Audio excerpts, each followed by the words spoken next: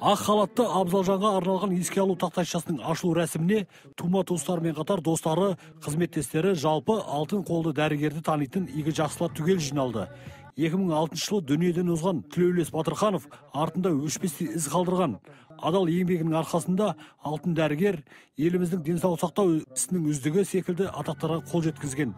Ендігі кезекте ескерткіш тақтайша оның еңбегіне сыр шертіп, өскелең ұрпаққа үлгі өнеге болмақ.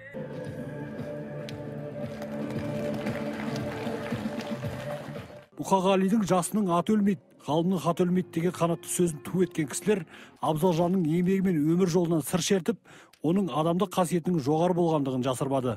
Көрші болғаннан кейін араласып тұрдық. Азаматтығы, адамгершілігі мол кісі. Менен жасы үлкен. Соны пайдаланып, кей-кейде ұрсы болатын. Енді қызмет заң орында болғаннан кейін біздің облыста, қалада маған дауыс көтеретін адам өзі аз еді. Сол кезде сол ағалығын пайдаланып, телефонмен хабарласып ұрсы болатын. Сен не болды, хабарласпай кеттің? Үйіңде ешкім ауырған жоқ қой деп күліп алатын. Оның соң өзінің бір тамаша күлкісі болушы еді. Бұл азаматтың бойындағы қасиет, өзінің мамандығына деген сүйіспеншілік, әрбір аурудың тек қана дәрімен ғана емдеп қоймай, өзінің жылы сөзімен, өзінің таза көңілімен, солардың барлығының көңілінен таба білетін азамат еді. Мінекей артында бар оңалат дейді.